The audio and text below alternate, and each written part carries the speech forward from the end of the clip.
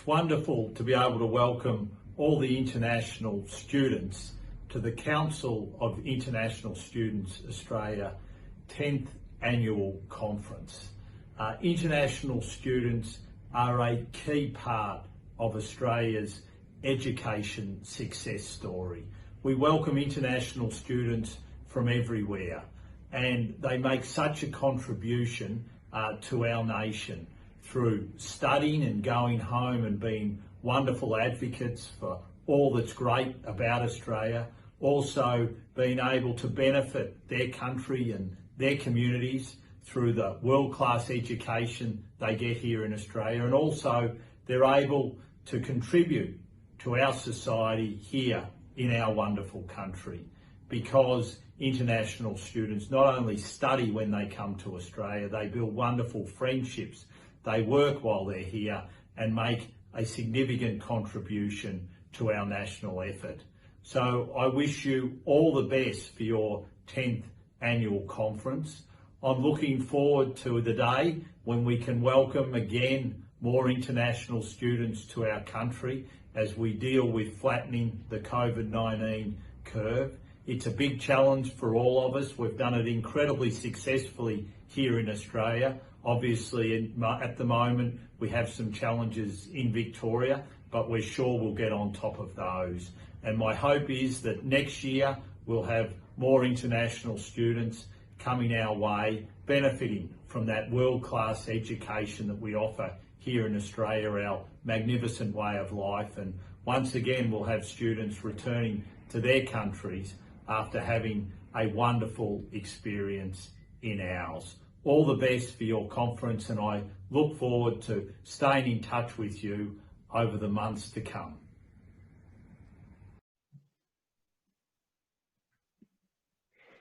Good morning, Australia. Hello to the other parts of the world. Thank you for joining us today with the 10th National Conference. We warmly welcome you to the 10th National Conference organised by CISA, and we are pleased to have you all here today. The Council of International Students Australia is the national peak body representing 700,000 international students across different education levels, starting from postgrad, undergrad, private college, TAFE, ELICOS, VET and foundation level. We advocate for more than 700,000 international students, and we work for their betterment in Australia. So my name is Kasun Kalhara. I'm the National Welfare Officer of CISA. I am privileged to be your moderator today for the very first session of the very first virtual conference of CISA. Value for money sector sustainability is this morning's topic. International students invest not just money, but also their time and commitment on their future. What benefits do they get out of this investment on Australian and international education? You'll find the answers to your burning questions this morning in the first half an hour. If you are a current international student, this session will be a guide to upgrade your profile in Australia. If you're a prospective international student, this session will support you to make a decision to choose Australia as your next study destination.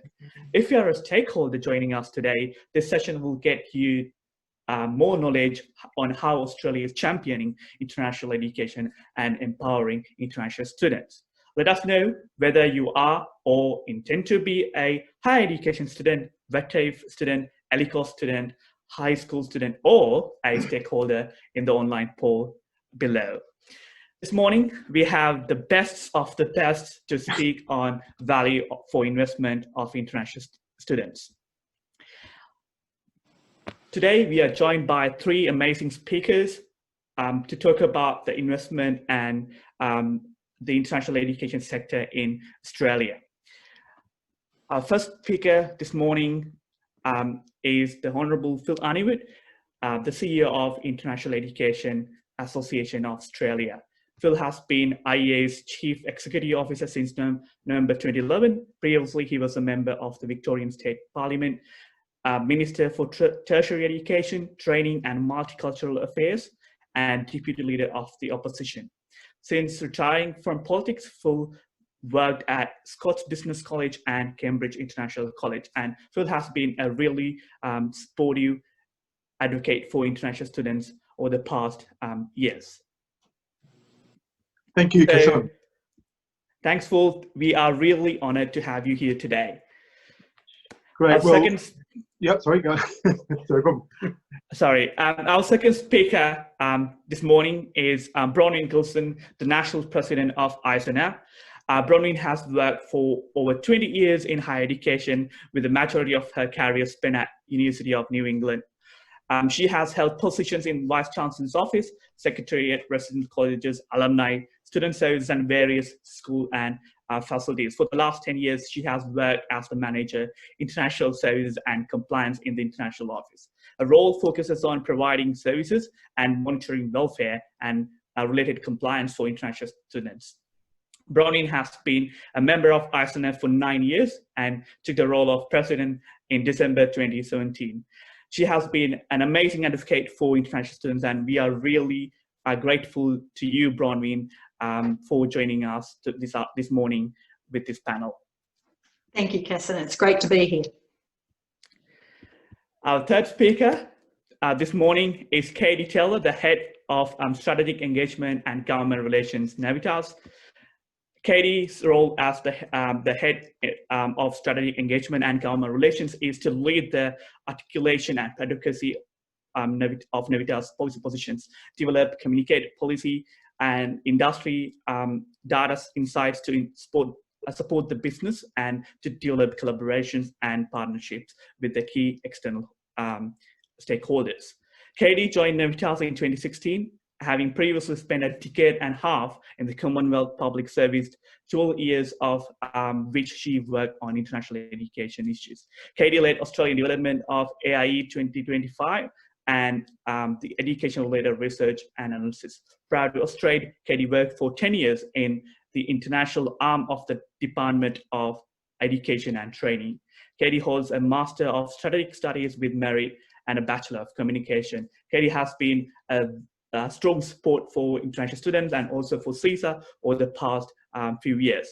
We are delighted to have you here today, Kadi. Thanks for joining us. Thank you very much, CISA, and thank you, Kasun, for hosting. With amazing speakers today, we're going to talk about value for money, the sector sustainability. As international students, you all need to know what you can get out of your investment coming to Australia. A positive student experience is critical, as international students make a large investment into this experience. We will focus on employability, onshore and offshore. Once international students acquire their Australian international education, what are the opportunities for them to reap their benefits once they go back home, or perhaps when they go back to a different country, or if they stay in Australia. We are talking about the investment that you will make, or you are making now, for your future in terms of your job prospects in Australia. This panel discussion will focus on the ways forward to a greater study destination for international students. With that note, let's kick off the first session of this first ever virtual conference organized by CISA. I would like to now invite Honourable Phil Honeywood to open the remarks on this topic. Thank you, Kasun, and to my fellow speakers, Bronwyn and Kadi. I've got 4 slides, which I'll quickly go through, and this should give you a good overview, ladies and gentlemen, of some of the key issues that we want to deal with. So we'll go to the next slide, Kasun. Okay, governance structures. So one thing Australia has been very good at is putting in place some really important official governance structure. International education is administered in Australia. We're the only country in the world that has a council for international education, which includes the 6 federal ministers who've got portfolios and departments responsible for your welfare. So that includes, of course, Education Department, Minister Tehan, who you've had a message from today already, but it includes our Foreign Affairs Minister, our Trade Minister, our Immigration Minister, and our Science Minister as well. But in addition to the 6 federal ministers, we have 11 expert members who are non-ministers, of course, of the council, and Kasun has done a very good job representing CISA at the most recent meeting of the Council for International Education on the 17th of June. So when I say no other country's got such a good governance model, this means that we can come together with the key ministers up at the Parliament House in Canberra in formal meetings and we have separate expert members meetings where we debate and discuss issues and policies that will benefit international students.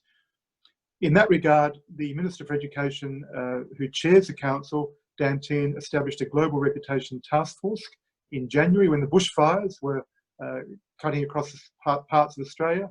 And one of the reasons we had that was because a lot of people offshore in other countries thought that the whole of Australia was on fire in January. And as we know, that wasn't true, but we had what was called fake news happening in many social media outlets. So we formed a task force. We had 18 meetings. I had the honour to chair that. Bronwyn and Kadi were also involved with the task force, and we provided 18 recommendations to the Minister. I've got a message here, sound does not match the... Hear me. We'll go to the next slide now, Kasun. So one of the issues that we have is Australia is also one of the only countries that has a national strategy for international education, and the current national strategy expires in 2025. We strongly believe at the Council for International Education that we need a whole new strategy that recognises a lot of things that have changed over many years with international education. So the 4 items that we're going to discuss in the new national strategy, which the expert members, including the CISA representative, I should add that whoever is the president of CISA is automatically a full voting member of the Council for International Education in Australia, which is really important, and also matches what many state and territory governments now have, which is a CISA representative on the state government or territory government ministerial international education advisory council. So the 4 issues that we really think we need to look at a new national strategy are our social license to operate. In other words, communicating the benefits of what international students do for the wider community. And that's really important. As we know, in many countries, the local population, the domestic students often wonder, why do we have international students? And we really have a job to do to make sure that every Australian understands, of course, there's economic benefit, but to really educate them in the social benefits and the benefit to Australia's long-term future by celebrating cultural diversity and celebrating what it is to have Australian values. Secondly, the influence of global economic recovery. Clearly, we've got new ways of teaching with online learning. How important are they going forward?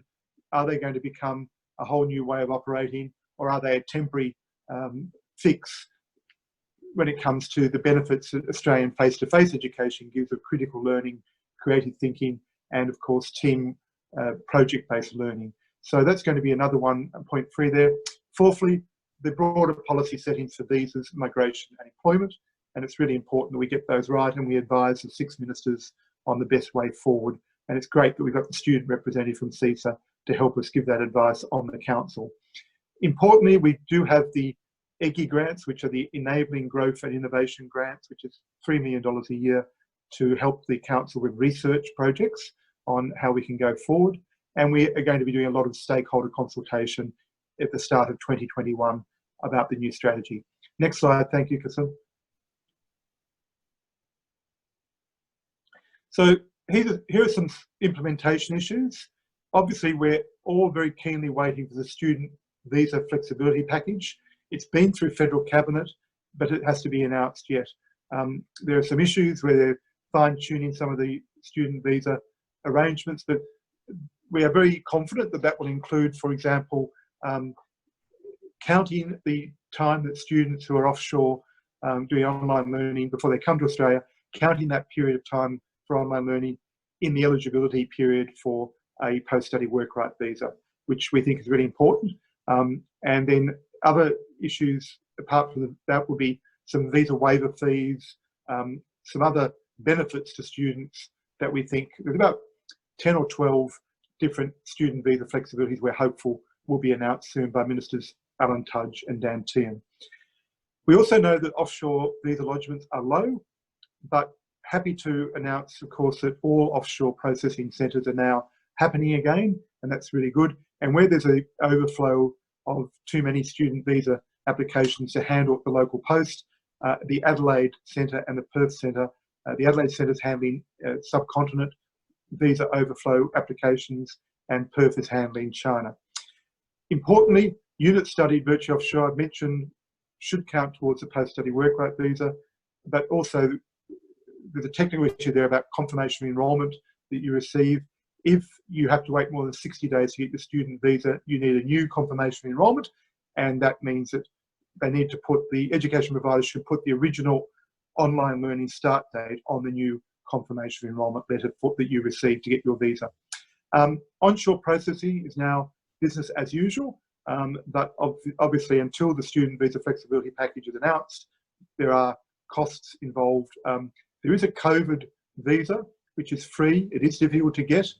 You can't apply for a subsequent visa if you get a COVID-19 visa, but there are some work rights attached to the COVID-19 visa if you can prove skills in agriculture and health sciences. Onshore students applying for a new course should also mention in their application the difficulties they're having because of COVID-19, and that will help them get a new visa or a visa extension where informed by Home Affairs Department. Final slide. Thank you, Kasun. Employability, which is a key theme of our panel this morning. Obviously, we are working very closely with Australian employers. Many of you would have been at the Perth CISA conference last year when I launched the IEAA Student Employable Guide called Employable You. I tried to do that with a QR code. It was my first attempt at launching anything with a QR code, and I failed terribly. So happily, many students in the audience at the CISA conference last year were able to help me launch that guide, and I hope it's helpful. It provides you with interview techniques, and it provides you with a lot of helpful advice about how to be more employable with Australian employment environment. We also released a report. All of these reports are downloadable from the IEA website at no cost on post-study work right visas by Jonathan Chu, which shows what is the trends and movements in post-study work right behaviour for international students. And importantly, we'll be launching a new updated International Student Employability Guide for education providers. So all of that's available there on the website. And we've got a separate website now called broadenourhorizons.com.au. And I recommend you see that. It's got lots of videos and information. And it's all about how you can better promote international education to your own family, but also to Australia's wider community as well. That's all I have time for. I hope that's helpful. Thank you. Thanks, Phil. Thanks for giving us a high-level overview of the mechanisms that the federal government and also the state governments have put place in order to support international students and empower the international education sector. Now, I would like to invite Bronwyn Gilson to open her remarks.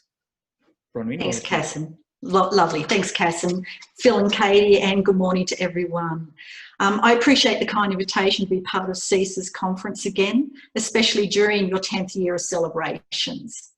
As mentioned earlier, I am the National President of ISANA, and this is the peak body for those who work with and support international students during their time in Australia. And as it's relevant to this topic, I'm actually in a voluntary role. My day job is working at the University of New England's International Office, a job in which I have been so fortunate to meet, assist and learn from so many exceptional international students. My first thoughts when I saw the topic of our panel discussion was around the recent heightened recognition of just how important welfare staff, services and the non-academic offerings are to students to provide a supported, a considered and enjoyable student experience. It never fails to amaze me when I hear the many different stories of why a student chose to come to Australia to study, and to hear what their expectations and impressions of Australia were and how this may have compared to the reality they found on arrival. At my university, we have had many finalists and 2 winners of the New South Wales International Student of the Year Award, of which I'm very proud in the higher education sector.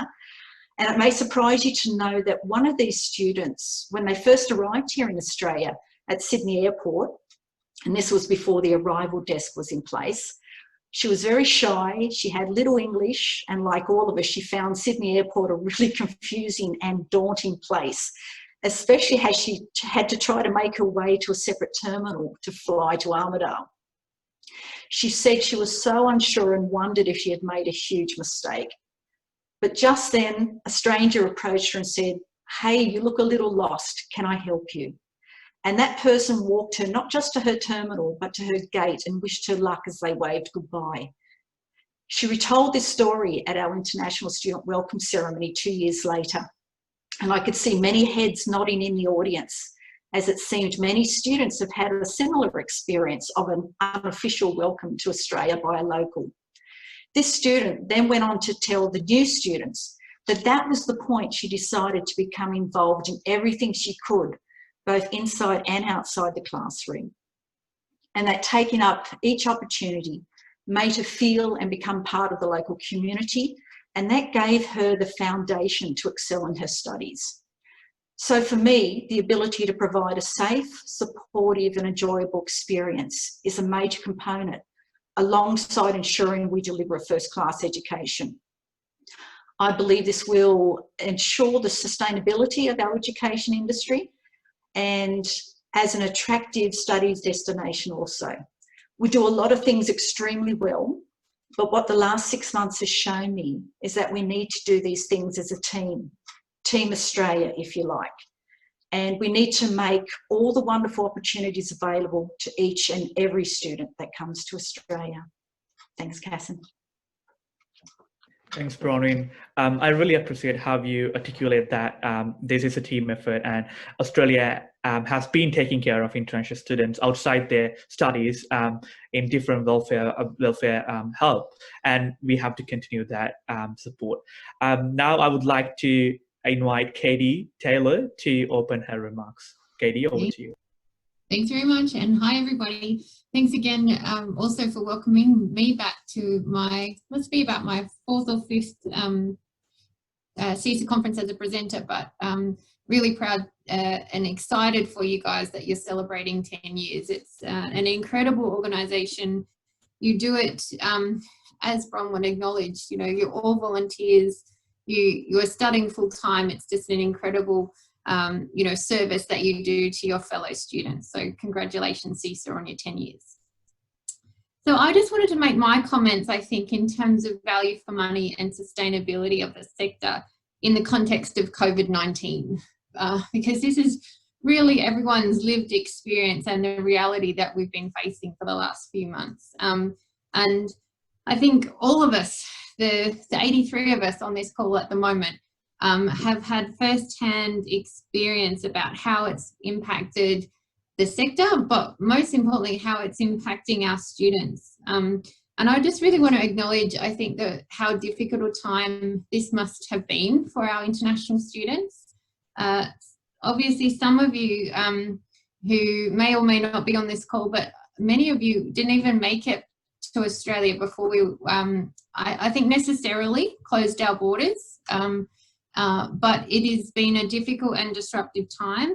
And for those who did either stay on in Australia or managed to enter the country early in the year, it would have been such a disruptive time. You guys have faced real uncertainty around part-time jobs, you know, uncertainty around the health, you know, crisis that's been facing us, but also you're so far away from all your family and friends back home, and that must have been a really trying, worrying and sort of anxious time for you all. So I really just wanted to acknowledge that.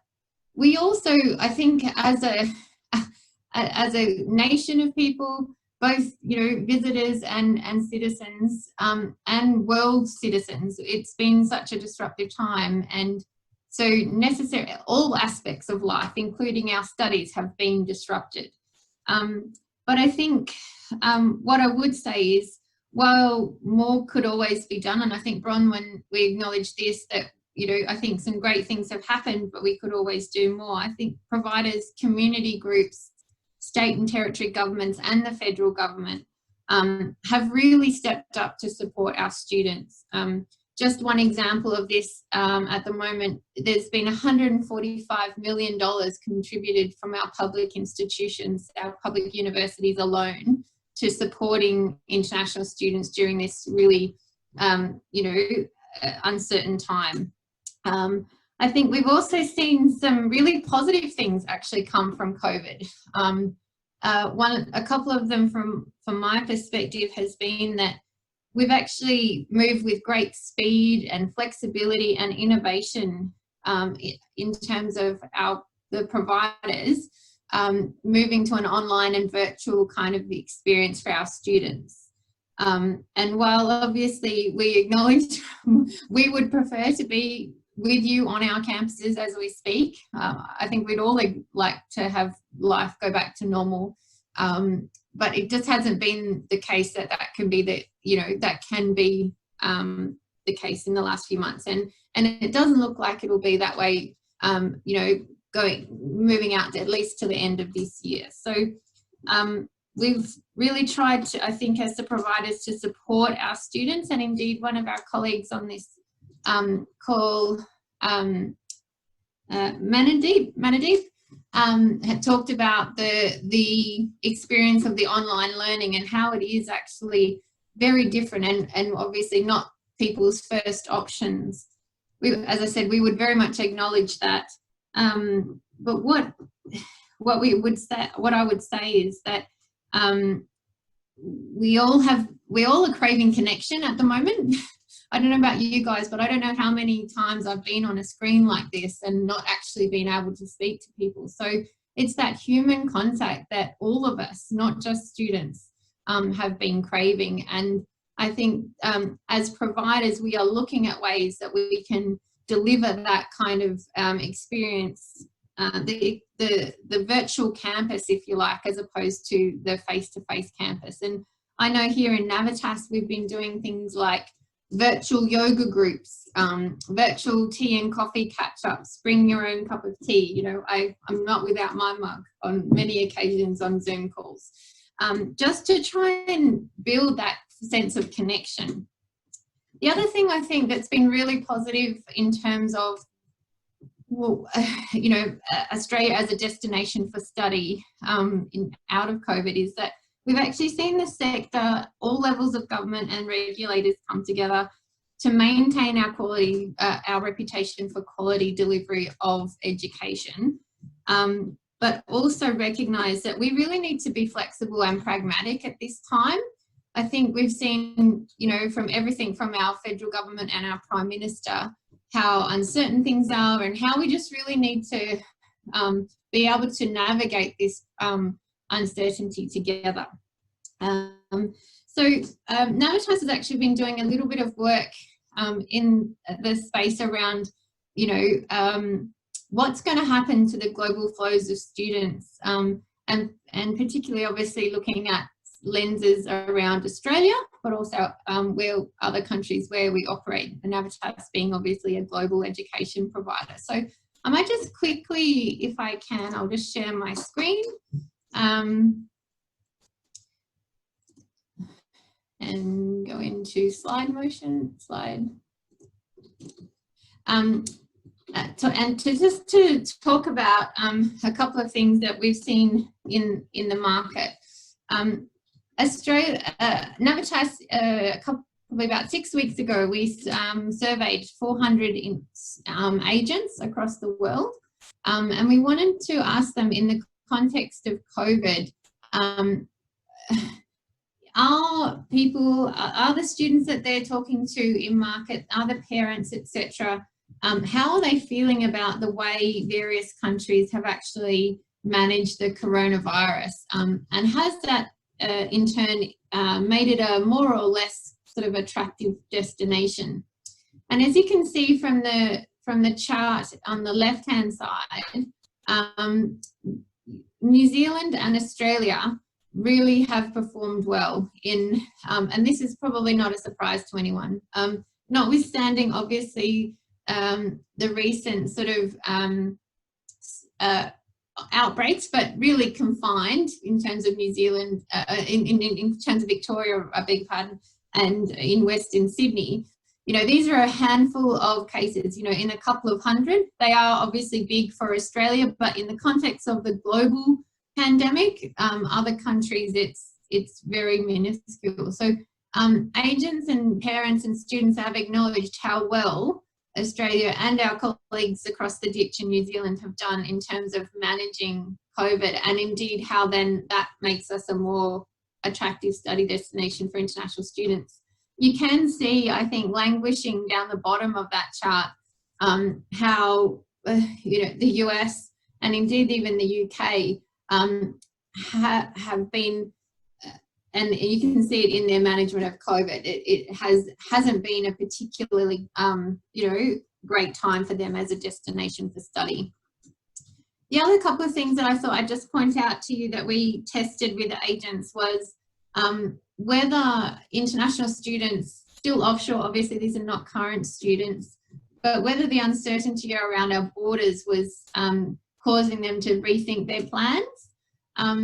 And as you can see, some of them, there is a degree of uncertainty in the market around this. And so we as a sector have been working with government to try and reduce that uncertainty and try and give, as Phil was saying in his remarks, some certainty to international students, both here in Australia, about their face-to-face options when that becomes appropriate, and also international students coming in offshore. Just finally, I would just mention, obviously, I think in the context of a world in which we don't have a vaccine and treatments that are going to be, really effective for COVID, the coming into Australia in any context will probably be via a mandatory quarantine process. And agents, as you can see there, felt that this was not going to be a problem for international students. They were comfortable with the fact that if they were to come to Australia, that there would be these sort of additional measures, if you like. So just finally, because I know, Kasun, we might be running over time for these first remarks, but I just wanted to sort of point out sort of three things that we at Navitas have been thinking about in terms of the dimensions that are going to shape global student flows, not just to Australia, but to other places in the next little while. And obviously, the first one is public health. We can't have here in Australia. I think we, to the absolute credit of all levels of government, have done it so exceptionally well in terms of managing the health crisis. But there are other countries out there that have not. And the drive to actually go and experience international education will no longer, I think, just be an economic sort of driver and, you're progressing your life goals. I think there may also be a bit of a health security sort of motivator to study abroad because of how, how scarring in some ways that this is an economic term, in fact, about how the experience has been in some of our source countries. I think the second thing to consider in terms of global student demand and where these flows and ebbs might come from is that a lot of the countries that many of you guys on this call, where your families are based, are experiencing some real, difficulties in terms of the economy, like many of our, like us here in Australia.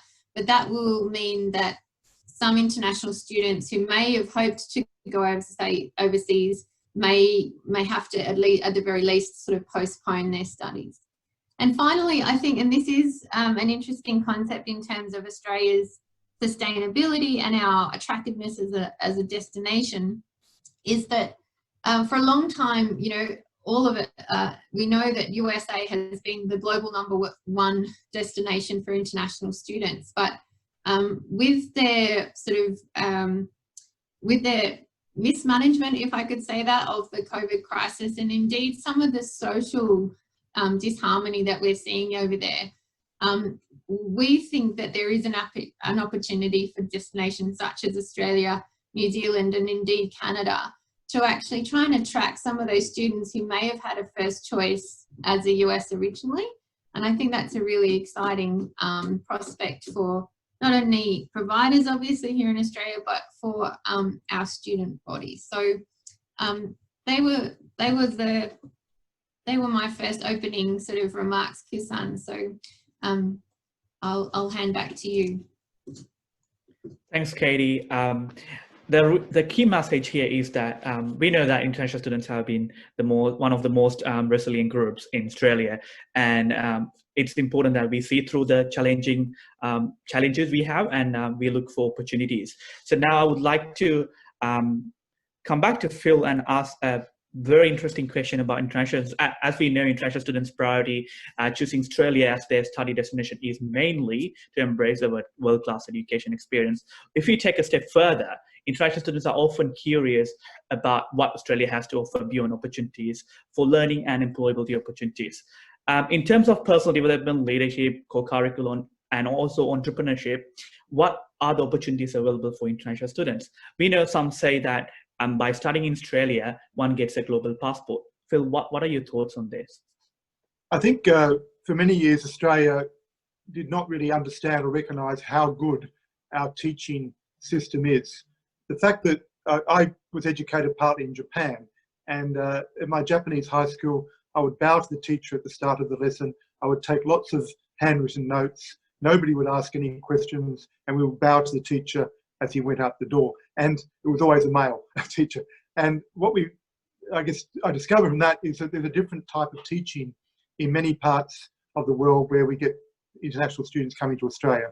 Australia has always had a very strong teaching style of critical thinking, creative learning, and team-based project work, which is really important, because what that's meant, Kasun, is that in recent years, global employers are wanting exactly those attributes from young graduates. They want culturally competent young people who have been studying in teamwork with different team members, who can hit the ground running and be resilient, and of course are critical thinkers. So if you like, that's Australia's what we call pedagogical advantage, or teaching dividend, that we've achieved.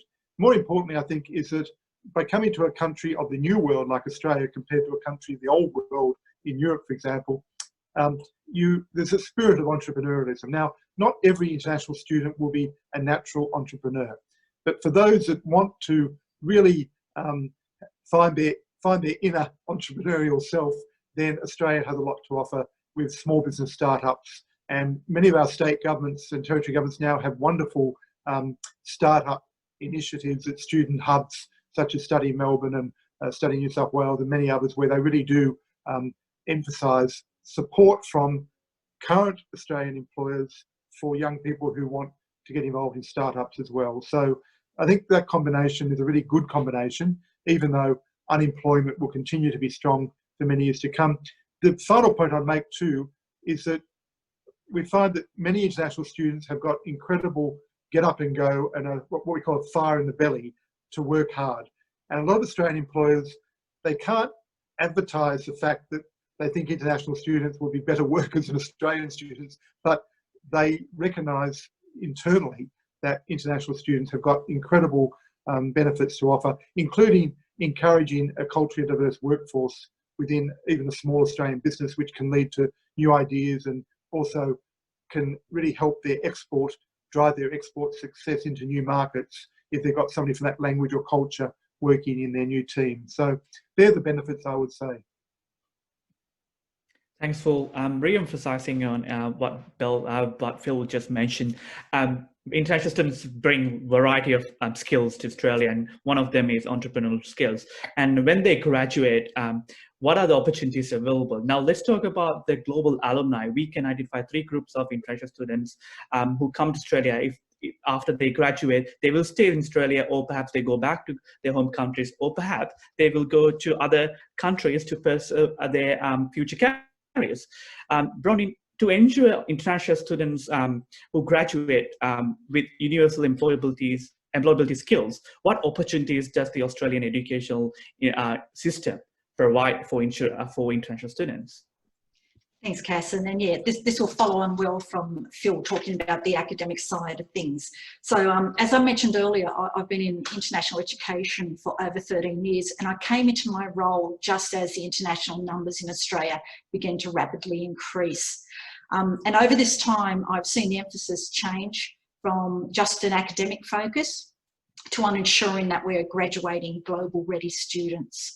So to remain an attractive destination of choice, Australia's education industry needs to continue value adding to the academic experience.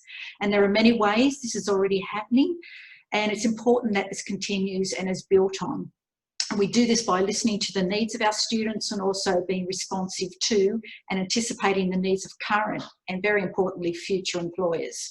I'll run through a couple of examples really quickly to show you how this is already happening.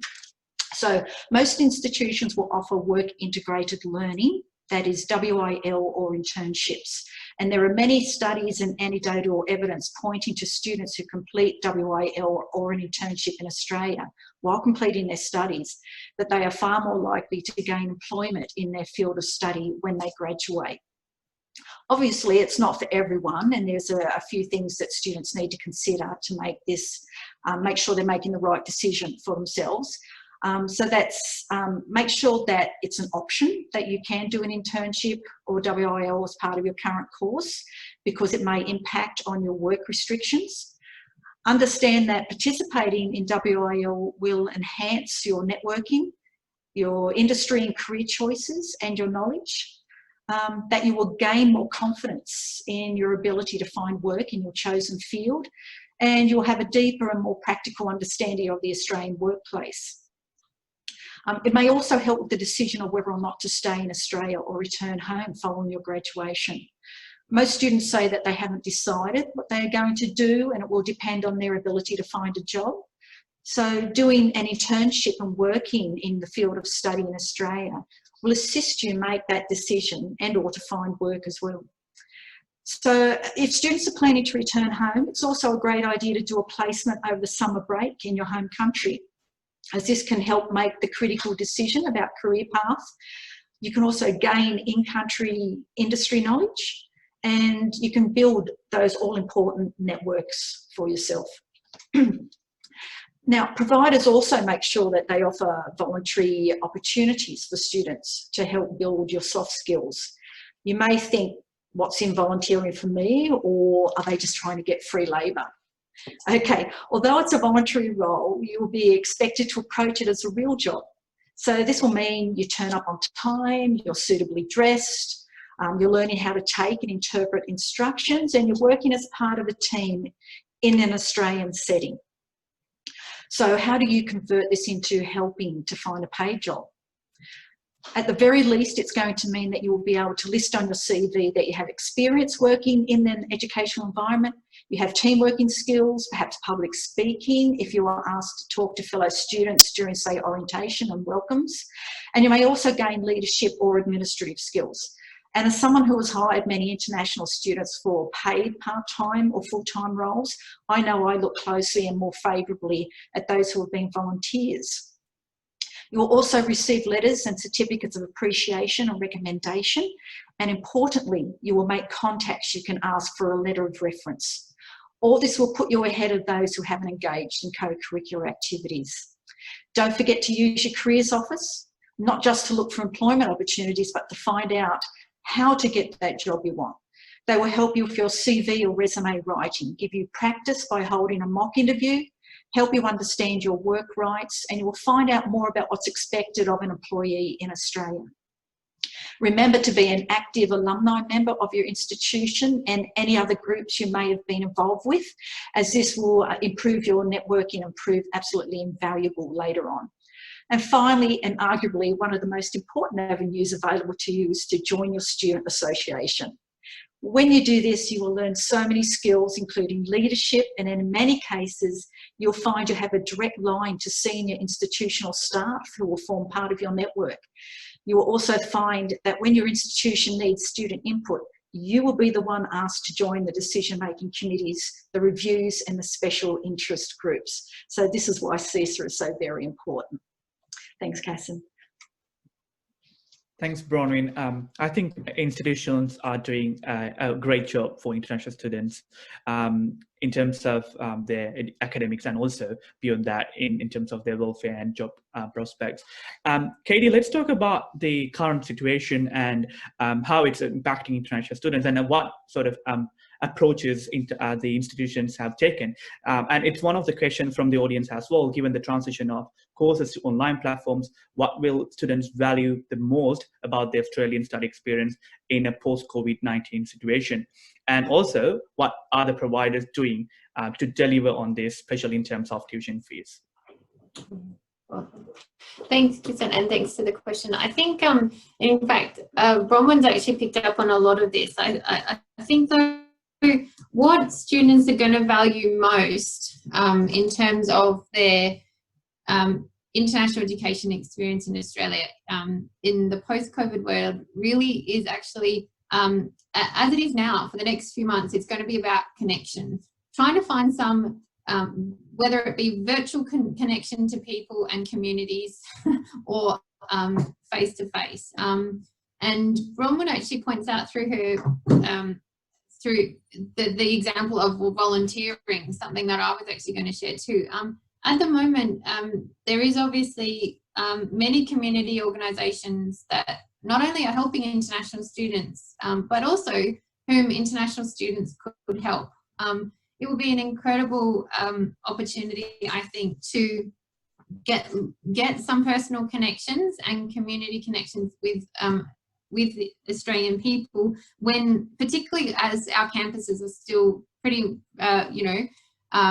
fairly closed, they're sort of working in a COVID safe manner. And I would obviously caution that these things actually are more difficult in a COVID environment because we are trying to continue to social distance, obviously. And I think the experience in Victoria at the moment, and indeed an emerging one in Sydney, does make does I think highlight the importance of maintaining that social distance, because not only for our own health and our personal well-being, but also for those around us. So it is a little bit tricky at the moment. The other thing that I think will be valued both by students in the post-COVID world is this, basically because our providers have actually moved very much into this digital virtual world.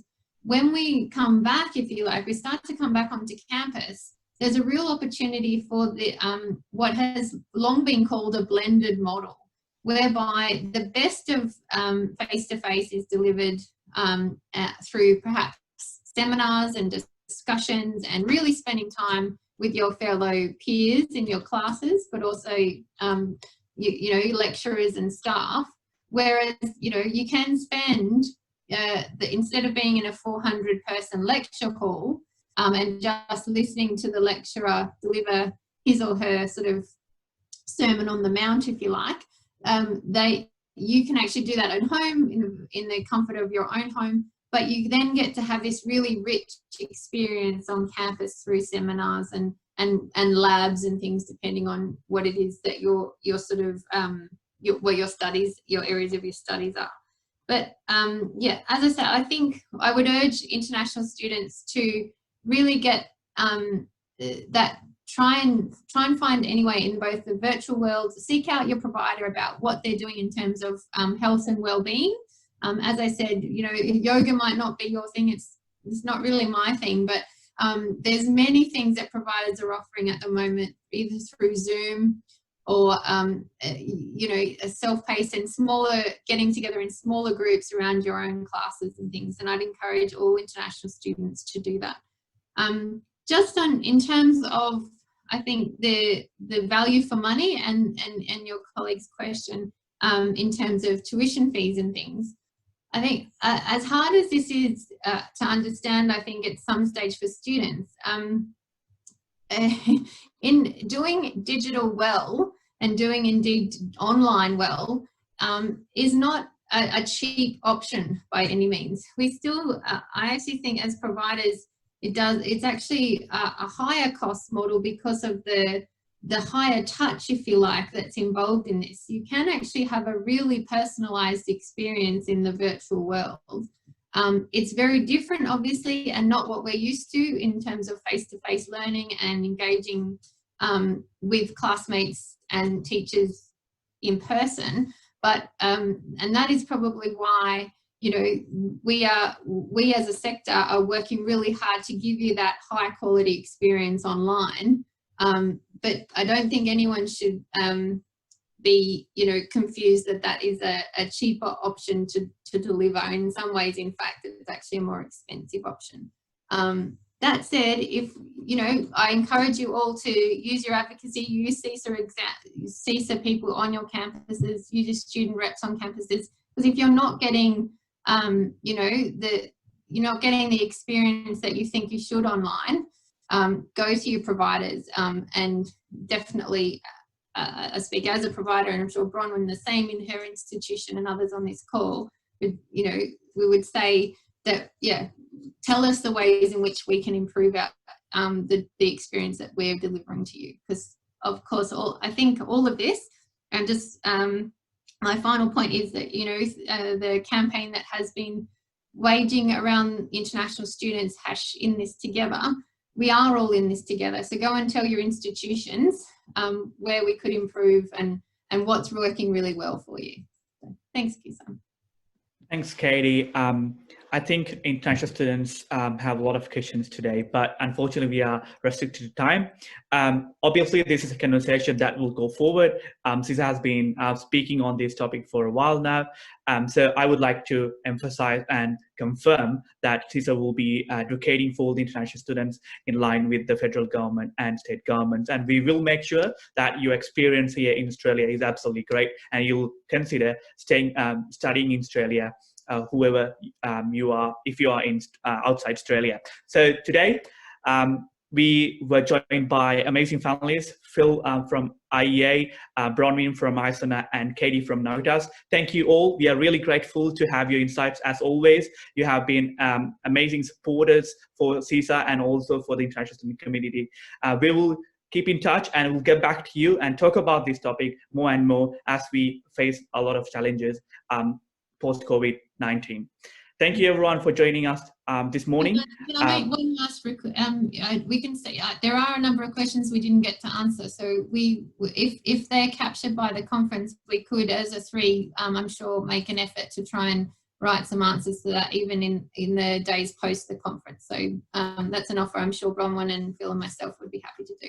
Correct. Absolutely. Thank you for that, and we'll be answering these questions over the next sessions as well. Thank you. Thanks, Thank you everyone. Have a good day.